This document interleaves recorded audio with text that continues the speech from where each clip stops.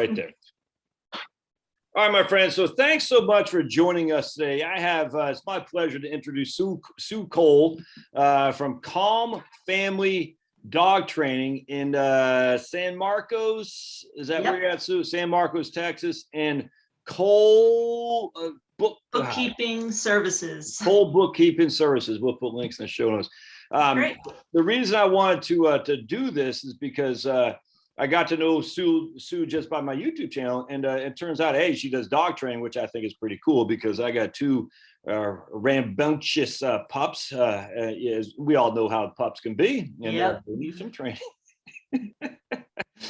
And Sue moved from New Jersey to Texas, kind of not so much on a whim, but had a solid career in corporate America, and said, you know something, this ain't for me, and we're gonna move. And it scared her. And the point that I wanted to show you guys is she and I both left our pretty cushy jobs in corporate America for the great unknown. And it's you don't die.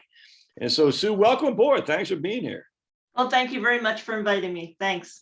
Absolutely. So tell us, first of all, tell us a little bit about Sue, your background, New Jersey, the whole thing. Just give us the, take however long you want, but tell us about Sue if you would. Sure. Thank you. My name is Sue Cole, and yes, I grew up in New Jersey, and I got married, had my whole life there, and I am now young 50s. And but a few years ago, it was back in, I think, 17. So I had been with my company like 27 years. I'd been through a couple mergers, but always made it out okay. Our company had another bigger type merger, and my boss at the time was taking one of the packages that kind of came around, and the new boss was not seeing eye to eye, and the writing was on the wall. Everyone that reported to that old boss ultimately did not make it. So in 17, I was still there, and I was trying to figure out what was I going to do in my, what I call second half. Yeah.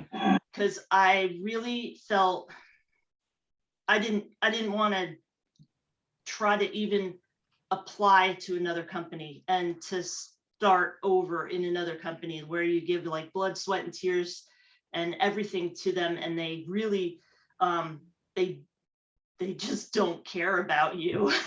It's like, you are replaceable. And I just didn't want to be in that position again, toiling away and not really feeling like I was making a difference in the world and helping people. So I had started playing around with, I had gotten a new dog, and I had started to do some training with it, and because I had some real problems with it when I first got it. So I had decided maybe I could start a dog training business if I do lose my job. That was kind of in my forethought. So I actually started to take serious consideration into doing that if I lost my job. And I took a course for I took vacation, I took a week, and I took a 7-day course. I flew up with my dog to a class in Rhode Island and how to run a dog training business. So I kind of, obviously I had really started to consider that this was a possibility. Yeah. So all along that same year timeframe, our older son had moved to Texas. He had gotten a job down here. And our younger son was 2 years behind. He was still at school in Vermont. My husband used to own a landscaping business up in New Jersey. So he had some health issues, and he was kind of unsure of what he was going to do in his future. Like, am I going to keep this business going? It's kind of, it's rough on my body, that kind of thing. Do I open it again? It was in the winter. It was like, do I open it again next spring? And so he was like starting to just play around on the computer, and he applied for a job in Texas, and he got a call back. So all of these things kind of came together at a head, and I think God was just kind of like putting all the plan into place to get us to where we needed to ultimately be. So ultimately, long story short, we did, my husband took that job and I did get let go. So I had a Oh, year. so they did let you go. Okay. Yeah. They actually, I don't know if you want to put all this in, but I had actually, the company was trying to let me go. They had put me, my new boss had put me on a performance plan. Yep. And I was like, Yep. you have got to be kidding me. I had 27 years of good reviews. I had been promoted. I had, even my very last review was like stellar, really positive. Nothing that I had to work on that I, like, big things that were problem areas or anything like that. And all of a sudden I was like a performance issue. And I had literally, I think, 30 days. I had to write my own project to update, and they were going to review me. And then, I was like, no way. I talked to my friend who used to be in HR there. Yeah. And I was like, what do I do? I can't just get fired. This is outrageous. They've been paying people off left, right, and center during this merger. I'm like, what do I do? And she's like, you say like these 3 words or whatever she said. She's like, something like, I don't even remember it, but it was something like, how can we, I made an appointment with the current HR people in New York, and I was talking to her. I'm like, listen, how can we make this work? Or something. She gave me like 5 words that I had to say. And like, basically it's like, I basically asked for a package, ultimately is how it worked out. And they gave it to me. I got a year severance, just for, I thank my friend so much that she helped me out. But yeah, it ended up, so I had a package and I left. My husband started the job down here in, I think, April. And I had to then, I stayed up in New Jersey because I had to sell the house, get the house ready for sale and actually sell the house. And I had to get my other son, my younger son, kind of graduated, and he ended up getting a job in Oregon. So I had to get him moved out of the house at the same time as our stuff getting moved and get him out and settled in Oregon. So that I call, it was 2018, our transition year. Like, everything changed that we knew, everything. So just real quick, sorry, yeah. No, but you had this one son moved to Austin, other son is moving to Oregon, 20 odd years working in your crap little job, which maybe not be crap, but they let you go. And your husband could no longer do the landscaping business he had been doing for many years up to that. So it's 1 year, all these things are transpiring. Yeah. Everything happened all at once. So we kind of just trusted that my husband got the job offer. It was like, it was meant to be. Like, this is where we're supposed to be. So we ended up ultimately, moving down here. I ended up closing on the house and moving down in July. So there's a couple months that we were not together. During that time, I was starting to advertise my dog training business. The bookkeeping I hadn't even considered yet. Oh. It was just, I was going to be a dog trainer, right? Okay. So I started kind of advertising, and I ended up through my sister-in-law, I got a couple clients up in New Jersey. So while the house is being painted, I had crates out and I was doing a little dog training, doing some videoing, and I was throwing some stuff down onto my like San Marcos like Facebook page, like coming soon. So I was trying to kind of get business kind of lined up. It didn't really happen great. I didn't have a lot of business that first year, but I still had the severance. So I had like a little safety net to make all this happen. So I moved, but I was terrified, literally terrified, because I was like, what if this doesn't work? And what if I go through all of this, the severance, and then I really just don't have an income. I've now lost a year. I haven't really tried to get myself back into a job. So I always was thinking, like, should I? And you were making over 6 figures, or I mean, you were making good money. I was, we were doing well back then. That's what I'm saying. So both our kids through college. I mean, the house was paid off. I was doing well. We were happy. There was so no to go major from issues. that to this great abyss of the unknown. It was looking like, nothing. Like there was going to be like, my husband was making 15 an hour. So he went from, grossing over 100 at his business to 15 an hour. So yes, he had benefits, and that was like our saving grace, because now I didn't. But it wasn't going to be enough just on his income for us to live the way we were kind of used to living, put it that way. So I was really scared, and I was like, what do I do? How much do I put into this? Like, we had a little bit of savings when the house sold, and the house here at that point in time was cheaper. So we did have a little bit, but I was really nervous and scared. And my mind kept doing the whole, do you really think you can do this? Who do you think you are? Can you really pull this off? And it really plays with your psyche. That first year was really nerve-wracking. But I wrote down some numbers so I would remember to kind of give it to you. So in 2019, that was the first year that I had I lost my severance ended, I think, in the first quarter. So I had a little bit of income that first quarter, but then it was all on me. And my dog training business made $29,000 that first year. And the bookkeeping, which is another kind of side thought, because I realized that I'm not the best seller, and dog training really involves getting constant flow of clients, because they're not like regular clients that like pay monthly kind of a thing. It's like they're one and done. So I have to keep getting more. So I have to keep selling myself. So that was a learning process for me. But I was like, bookkeeping, I really do like bookkeeping. I started, my career was in accounting. Ultimately. Yeah, right. Exactly. So I liked numbers, and I really do like that. So I was like, oh, well, bookkeeping I could do from home too. And like, while dogs are sitting on place and stuff, I can do the books. I could do this, right?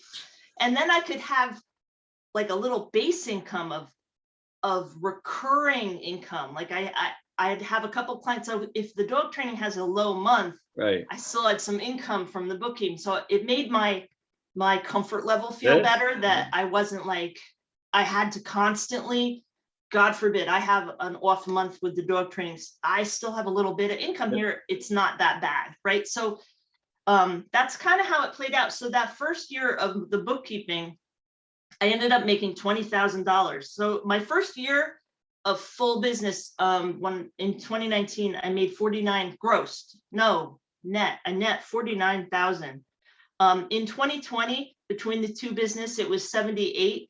And I'm on target this year, 2021, to gross over 100.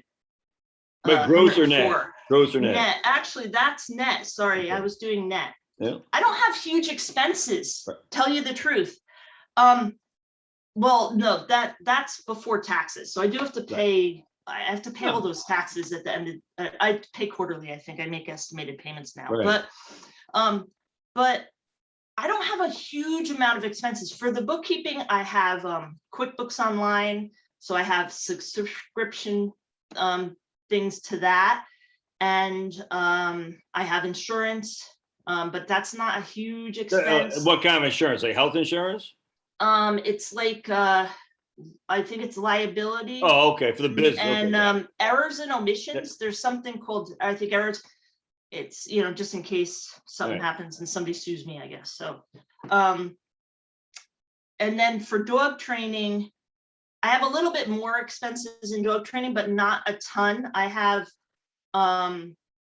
equipment that I have to buy. I do provide equipment with each dog that I do, place cots and leashes and e-collars, all sorts of things. So, but all in all, my margins are like high, like 80, 90% of what I kind of gross. So I don't have a huge difference in that gross to net line, but it's a little different, more different in the dog training. So, and I work from home. I got to tell you, so now that I feel much more secure, but I just wanted to say to people that are like, they're scared. Yes. I got to tell you, I was there. I was terrified. I was wondering if this was going to work and what would I do, and if it didn't work, how would I get another job? Like, I'm getting older. I'm not going to be very employable. All the fears that come in, they're real, and they tear you down. And I want to say, if you could just have a glimmer of that hope that, you know what, Sue did it. Yeah. Like, let me try. I'm telling you, if you can make it past the first year. Yes. Just if you can scrape by enough to like button your, pull your boots and just make enough that you're like, I'm gonna make it the year and see how I do. Just give it the year. Don't give up at like 3 months. Don't give up at 6 months. Don't even look. 9 months is terrifying. I mean, just give it that solid year and then look back and see what you accomplished. I'm telling you, even if it's not a ton of money, you will have that full year of marketing and getting your name out there, and things happen within the next year. Like, it'll happen. Like, I don't even advertise a lot at this point. I get calls like, oh, so-and-so recommended me. So-and-so, oh, you have great Google reviews. Exactly. I mean, I am like, I currently don't pay any money on advertising. And within 3 years, I'm looking at 100,000. Well, if you type in dog training in San Mar, I can't, some of the other place, San Antonio, Sue's the first person that shows up on Google. You know why? And not because you have all these ads in there, but then you see Sue in there because she has the reviews like 75 or something like that. I have everybody that all my clients that I let, we have my go home lesson with them and stuff. And I just like, hey, and they're usually, let me tell you, they're usually happy.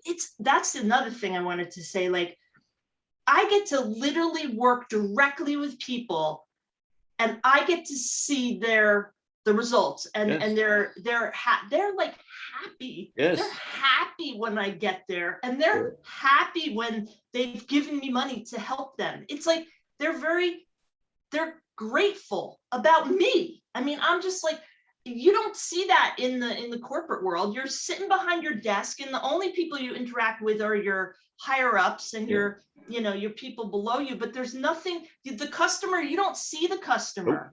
You don't know if they're happy with the product that came out of your company or not. But now I literally get that feedback constantly with people like really happy. So I'm like, hey, could you leave me a review? It really helps. I absolutely will. I would love to help you. I mean, it's free. And at this point, I'm up to 75 on my dog training, and almost all my business comes from there. Exactly. All my new hits. It's like, oh, I saw your reviews. I saw all the reviews on Google. It's like, cool. And on top of that, she's got a YouTube channel too to back that up. So not only do they say, hey, there's Calm Family dog training on Google, there are positive reviews. They could look at YouTube and see that Sue's not an ogre. She's just a regular lady. You know what I'm saying? And obviously she likes dogs, or else she wouldn't be doing this. And what a wonderful thing. But the first year is scary, because you're like, the first year is terrifying. I mean, there's months that like nothing happened. And then you go through a week or 2 or 3 with no calls, and you're like, this is not the right thing. I shouldn't be doing this. What are you kidding? What am I going to do next month if there's no calls? And then, and it kind of ebbs and flows. Yeah. It's real. My mom is crazy. She's like, at this point, she's like, because I would call her and like, Mom, I don't know. Like I hardly got any call. Like, I only had like $1,000 this month. That doesn't even cover this or that. I don't know what we're going to do, and she's like, at this point, I just came off the biggest summer I've ever had. I've only been in business 3 years, but this summer was crazy. Like, in the beginning of the summer, I was booked out till like September with the dogs that I have that come into the house. I do stay and trains. I was booked. I've never been booked out 3 months in advance before. So I was like, wow, but now it's like kind of slowed down again. So I was like going to call and tell my mom, I haven't gotten a couple calls in like 3 weeks or so. She's like, oh, I've heard that before. But are you like me, Sue? Like if I don't get a couple of emails or contacts within a week or something, like, oh, people don't like me anymore. Are you kind of like that too? You know what I'm saying? Yeah. But I'm much better at it now. Like I said, I do have the bookkeeping, which is very, very steady and methodical, and income comes in. So I'm not terrified anymore. I'm very, very, very happy. How many hours were you putting in the corporate job versus how many hours you putting in now in terms of your total time at work, so to speak? You know what I'm saying? It's outrageous. I mean, it was outrageous. I worked, I mean, like I said, we went through mergers and different things throughout my career. And I literally I can remember going to work at like 7 a.m, getting home, like my kids were already in bed after 9 o'clock. It was just grueling. And now, I mean, I'm not saying I don't have some really busy days. Right. I do. I mean, I do work weekends now that like I did sometimes, but not a ton at the old career. But it's different. Like it's different. Like if I don't feel like, starting right at 8 in the morning, and it's literally, I can like get up and I can sit in front of my computer. I haven't even showered yet if I felt like it. I tend not to do that. I am more of I get up and I get ready and I start my day. But if I don't really feel like starting it, or I want to, you know what? I would like to go grocery shopping at 10 in the morning on a Wednesday because it's less crowded then. And I just want to get it done and get in and out of there, I can do that now. Like I couldn't do that. It was always like, I'll go on the weekend. I'll go with everybody else, if I, so that kind of thing is really nice. I can schedule. It's a little different now. I'm a little more busy, so I don't have quite the ability to move stuff around, but it's hugely more flexible than the old job. I mean, without a doubt, it's huge. If I for example, I'm going to have some work done at our house in the next, I think it's next week. And so I have all these dog training where I go to clients and I go once a week. So I kind of have them spread out and I go, one or two in the morning and one in the afternoon, kind of thing like that.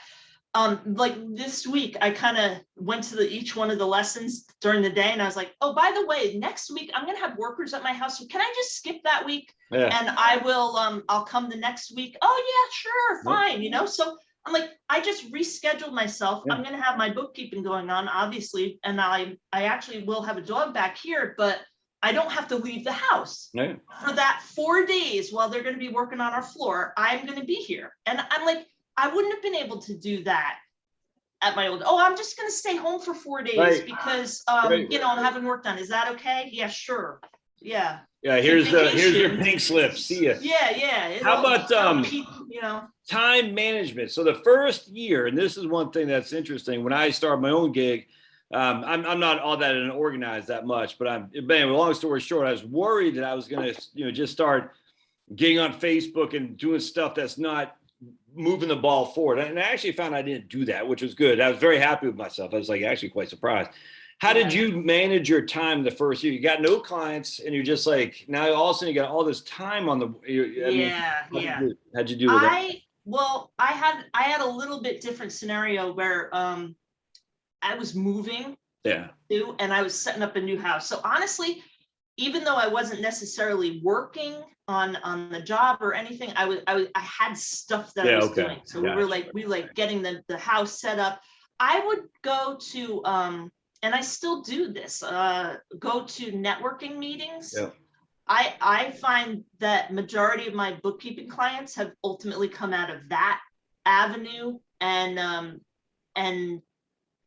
it was just a way to meet people. Like I'm kind of in my house. If I don't get out, I don't meet a lot, and I'm an introvert in general. So if I don't force myself to go meet people, I won't. So I'm in a new state. I don't know anybody really. So I definitely went to networking meetings, which really, really helped. And I any small business that is starting up, I totally recommend that. I joined the Chamber of Commerce, so I go to things through them, you know, so stuff like that. Most of it's if Now, there's but you any said you're cost at kind of, all, it's very inexpensive. you said you're not you're an introvert, not very salesy. So were you nervous Yeah. going to your first chamber meeting and mingling? Oh yeah, Yeah. yeah.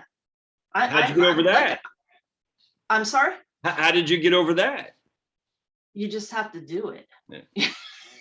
You just have to do it. I mean, literally, you just have to force yourself to do certain things you're not comfortable with. Yep. But then, you know, you get to the point where it's always the same people, and literally we sit at the same places at the tables. It gets very repetitive, and you know everybody. But that first time that you go, yeah, it's very nerve-wracking.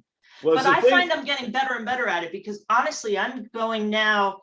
I have to meet new clients for dog training constantly, like I said. So I first talk to them on the phone, and then I drive to their house. If it's a private lessons, I go, so I'm meeting people each week. I'm usually meeting some new people. And that's something that I never had to do before in my old life. I kind of, if you would have said 5 years ago, if I would have said 5 years ago when you're in your corporate gig that you'd be a gadfly at a Chamber of Commerce meeting handing out business cards, you would have said that's not me. No way. You know what I'm saying? No way. No way. I would not have. Sue. That's a desperate time leads to desperate measures. And when you're seeing this great abyss of no income, you're like, holy crap, I better go talk to somebody. It's amazing how motivated you'll get. You know what I'm saying? It's crazy. Yeah. You have to. You just have to get over it. But it's not constant. It's not like I'm sitting at chamber meetings or network meetings like 5 days, a week. It's like once. Some of them are once every 2 weeks. It's not. They're not really time. They don't take up a lot of time, but the benefits they provide you, like getting your face and your name out there with other people who are like-minded. I mean, these are people who are all trying to make a better life for themselves, and they're all trying to build their own businesses and their community. They're involved in the community. And they're in. So it's you can. It's not only helping your business; it's helping you help other people too. Because now it's like I may know somebody who my neighbor might need a roof, and hey, I know a roofer. Yes. Hey, I know it. So it all. And hopefully they're doing the same thing for me. Hey, you having trouble with your dog? I know a dog trainer. It all works if you don't have to invest that much into that. It's like, like I said, a meeting a week or a meeting every other week. It's fun. I was at and you have lunch. It's usually over lunch or breakfast. You eat your meal and you have conversation, and then you go home and you think, hey.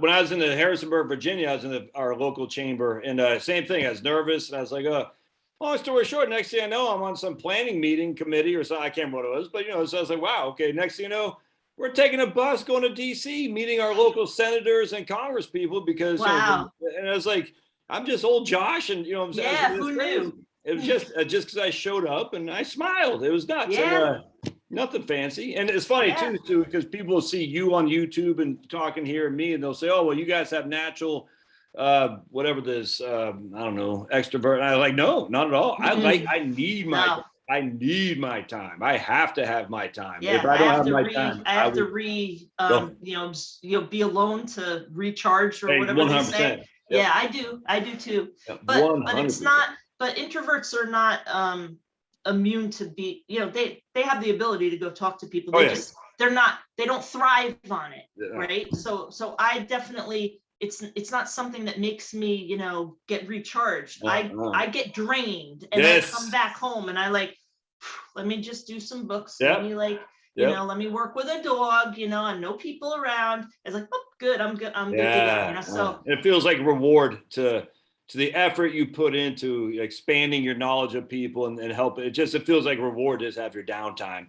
All right. So then, so the first year is there's a quote that some guy says, the guy named Miles Beckler, who's on YouTube, who actually was the impetus for me to start my channel. Love this guy. He says, we overestimate what we can accomplish in 1 year, but we underestimate what we can accomplish in 3 to 5. And I tell you, I just, for some reason, that has always stuck with me, because it says the first year, just think of that as a lost leader, but don't give up. Just keep Don't pushing. give up.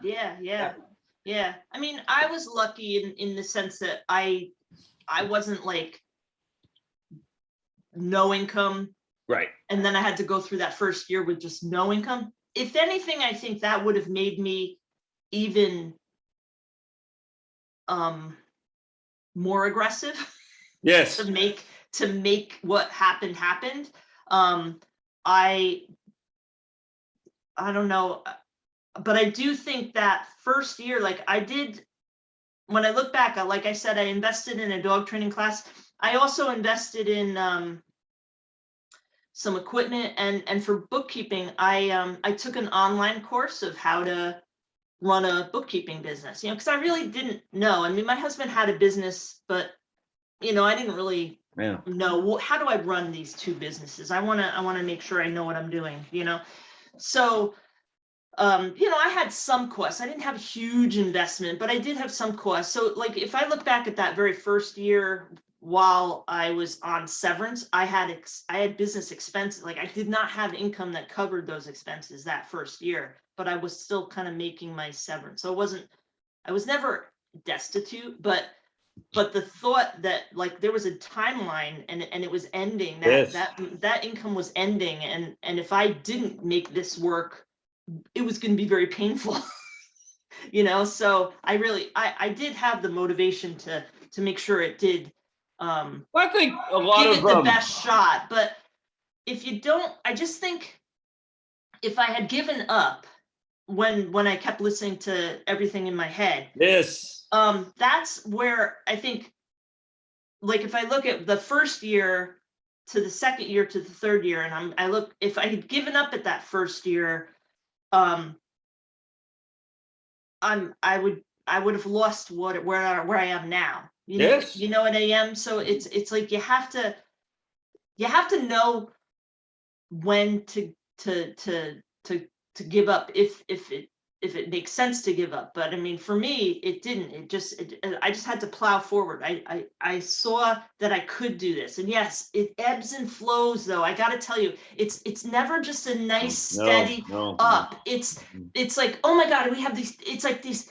You're on a roller coaster. It's like you have this massive win. You get these 5 clients in a row. Oh my God, this is it. I can do this. If I could do this every month, I would be fine. This is great. And then like, bam, it's like you go for 6 weeks without even a phone call. It's like, oh my God, how did I think I could ever do this? Oh my God, what are you, crazy? That was a one-off. You'll never do that again. And then I go through a month where it's like I was booked out for 3 months. So it's still like kind of ebbs and flows, but I've never had a month where I've lost money. But I mean, my dog training, like there's some months it's like I make $1,000, but then there's some I make 12,000. So it's kind of like so it averages out to like a nice, oh look, I should make about 50,000, whatever this year. But yeah, it's like it might not all be even.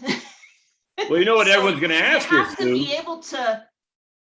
to be able to, in your heart, know that you don't have to worry. You trust that what you've put in place will work, and you will just keep motoring forward.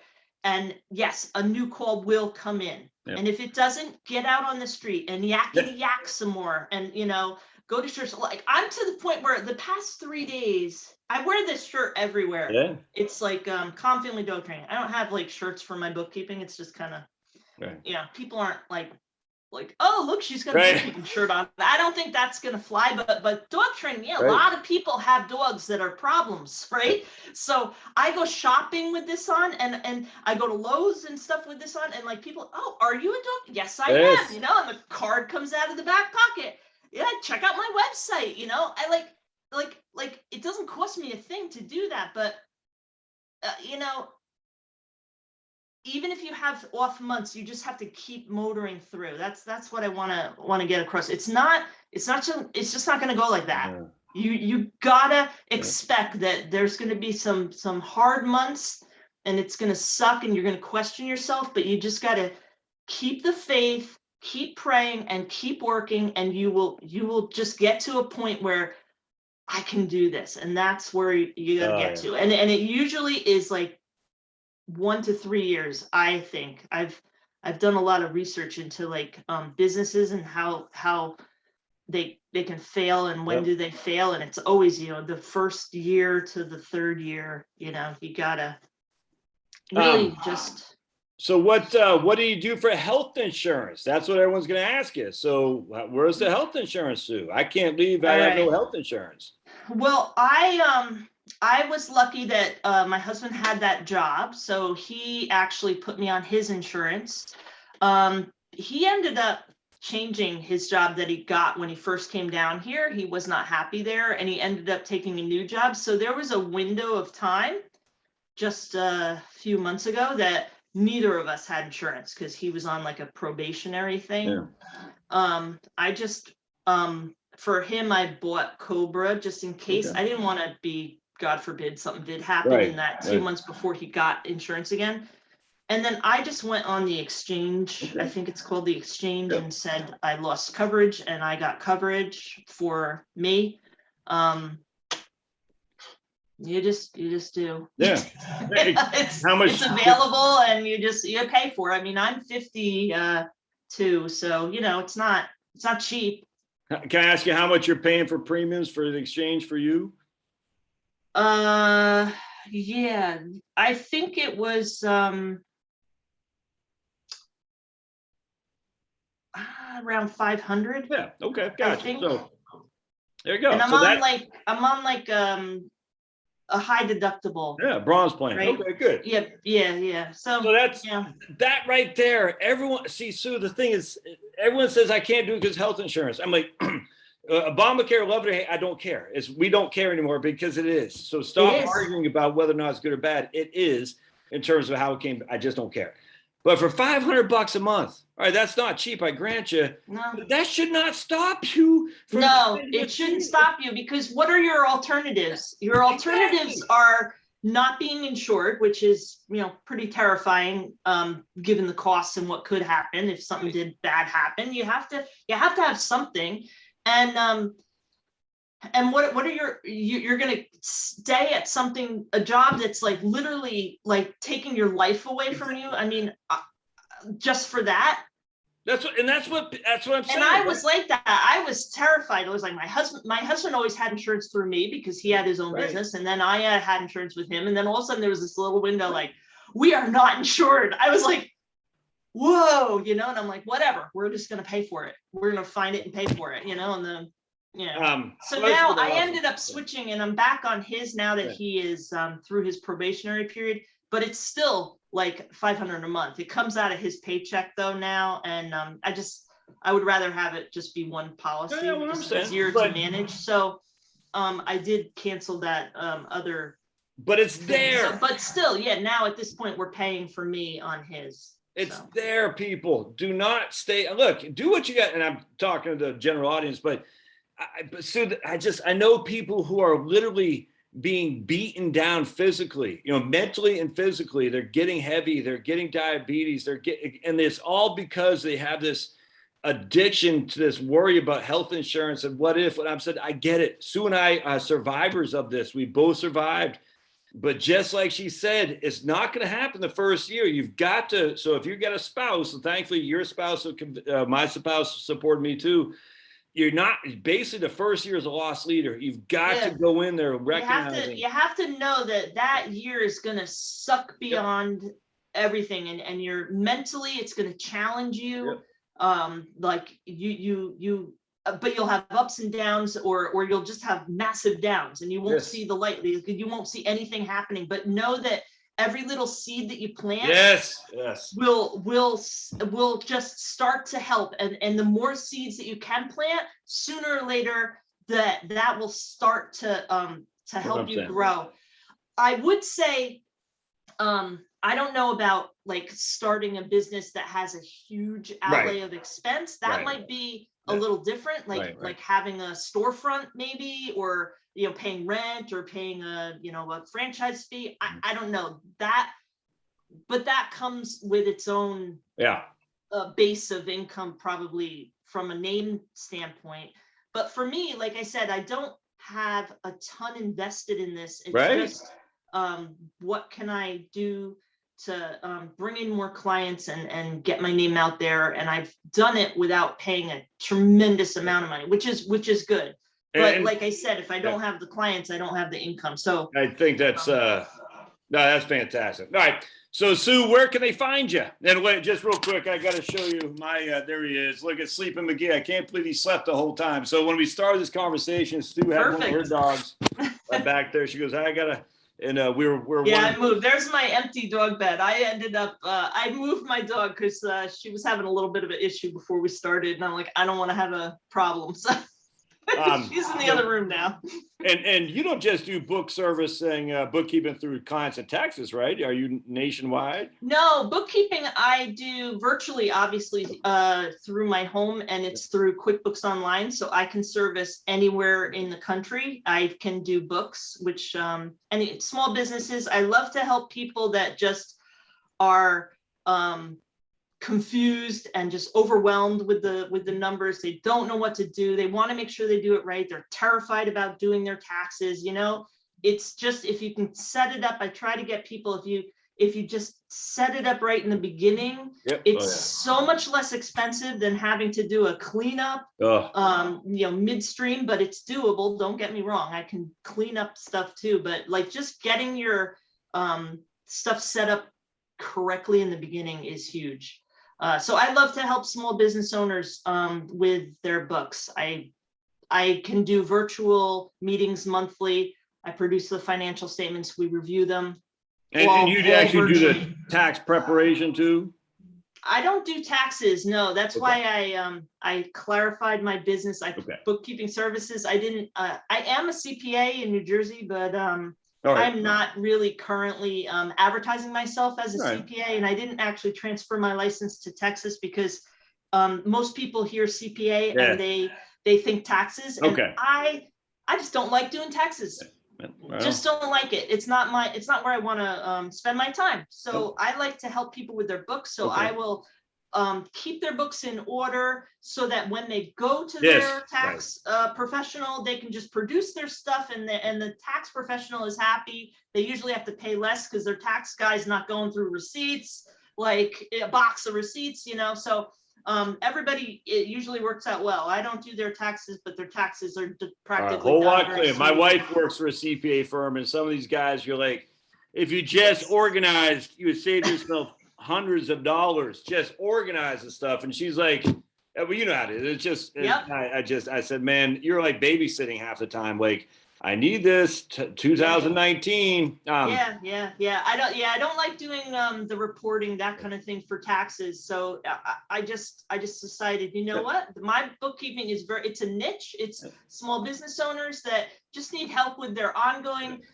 bookkeeping, making sure it's all put there right, explaining what their books mean. What do the numbers mean? You know, I like to kind of inform my owners, my clients, of like, you know, what do these, you're paying for these financials, but what can they do to help you make decisions in the future, that kind of thing. No, that's fantastic. And the website there is what again? I'll put links again. It's Cole, COLE, bookkeeping services. That's the bookkeeping. Now you told me something about bookkeeping was the only word in the English language or something like that. What is that? It's the only word in the English language that has 3 repeating letters. Okay. So OOKKEE, and only 1 P. People always think, oh, is it 2 P? No, 1 P. 1 P. All right. No 2 Ps, just 1 P. Just go through once. So we'll put links in there, and then your dog training is website? CALM. It's CALM, CALM, Family Dog Training. And that online is all one word. And I can do virtual dog lessons. I did this during COVID because, you know, we were locked down in the very beginning, and, you know, you have to be able to jump and do different things. So I was looking at potentially not having income from dog training for months if I didn't do something. So I set up a web page. I've taken that one down right now, but I was offering virtual dog lessons. So I set up the Zoom camera, and I had my own dog as the demo dog, and I can walk you through different things. And yeah, it worked. Trust me. And and I'll put links to your YouTube channels as well, because yeah, my YouTube channel is it only has like 10 people but it's following got a it. lot of videos. It's not something I'm doing a ton of stuff with, but I throw videos out there every so often. Exactly. So Good yeah. stuff. All right. Well, God bless you, Sue. I appreciate you being here. Hang tight for just a second. I'm done recording, so hold on just a second. I'm going to stop recording right. How do we stop? Oh, right there. Right.